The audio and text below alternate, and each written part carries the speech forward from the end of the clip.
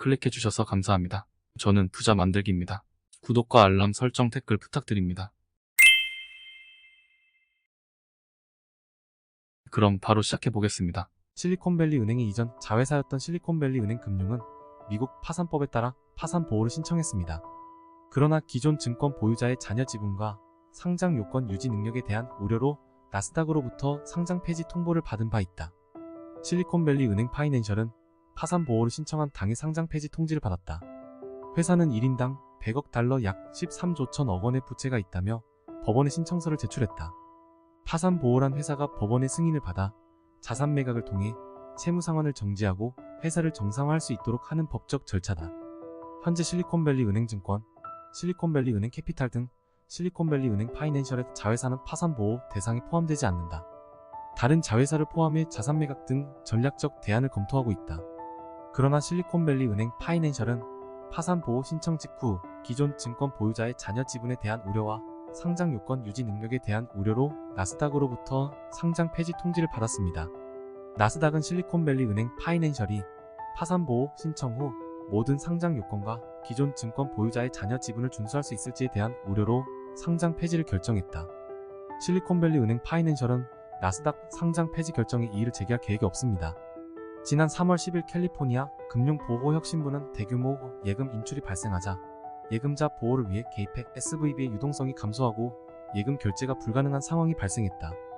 19일 블룸버그에 따르면 세계 최대 채권 운용사 핌코의 전 CE이자 알리안츠 소속 경제 고문을 지낸 에리아는 UBS의 글로벌 투자은행 크레디트 스위스 인수에 대한 견해를 밝혔다. 그는 UBS의 크레디트 스위스 인수는 최선의 선택은 아니었지만 가장 합리적이었다며 사실상 UBS가 크레디트 스위스를 구제하기 위해 개입한 것이라고 평가했다. 그는 UBS의 크레디트 스위스 인수로 UBS가 아니었다면 크레디트 스위스도 점차 축소되거나 국유화됐을 것이라며 인수가 깨끗하지는 않았지만 대안 중 가장 합리적인 선택과 LL이아는 UBS의 크레디트 스위스 인수를 구제금융에 비유하며 소구제라는 말이 너무 무서운 표현이지만 많은 사람들이 알고 있지만 입에 담지 않는다. 이번 인수는 분명히 구제금융이라고 강조했다. 이날 일찍 스위스 정부와 스위스 국립은행은 기자회견에서 UBS가 크레디트 스위스를 약 32억 달러에 인수할 계획이라고 발표했다.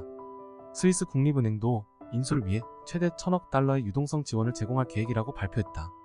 이그나치오 카시스 스위스 대통령은 UBS의 크레더 스위스 인수가 스위스 금융시장에 신뢰를 줄 수 있는 최고의 솔루션이라고 칭찬했습니다. 한편 LL이아는 이번 주 크레디트 스위스 인수와 퍼스트 리퍼블릭 주가 급락과 관련해 어떤 움직임이 있을지 시장이 지켜볼 것이라고 말했다.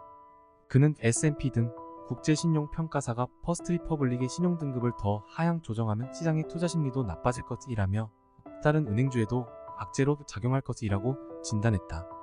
마지막으로 미 연준의 금리 인상 속도 둔화 기대감으로 위험 회피 심리가 달러 강세로 이어졌고 채권 전문가 100명 중 45%가 다음 달 원 달러 환율이 오를 것으로 예상했다고 설명했다.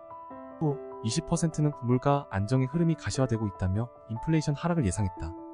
연준의 1년여에 걸친 공격적인 금리 인상 여파와 은행 리스크가 겹치면서 채권시장의 변동성이 커졌다. 채권시장의 변동성을 측정하는 뱅크 오브 아메리카의 이동 평균선 지수에 따르면 지수는 15일 198.7일까지 치솟은 뒤 17일 180대를 기록했다. 무브지수 값은 13일 173대로 오른 뒤 점차 오르며 2008년 금융위기 이후 최고치를 기록했다. 실리콘밸리 은행의 파산에 이어 일부 은행이 연쇄적으로 문을 닫으면서 채권시장의 변동성이 커졌다. 실리콘밸리 은행의 파산 발표 당일 미국 2년물 국채 수익률은 거의 60bp 하락하여 금융위기 때보다 더 큰 폭으로 하락했습니다. 또한 2년물 수익률은 3거래일 동안 100bp 이상 하락해 1987년 이후 최대 낙폭을 기록했다. 2년물 수익률의 급등락은 주로 금융 유동성에 대한 우려, 고조와 미국 통화정책 변화에 대한 불확실성 때문이었습니다. 특히 연준의 공격적인 긴축 정책이 빠르게 축소될 가능성이 있어 시장에 충격을 주고 있다. 미 연준은 지난 1년 동안 금리를 빠르게 인상했고 미 국채 수익률도 상승했습니다.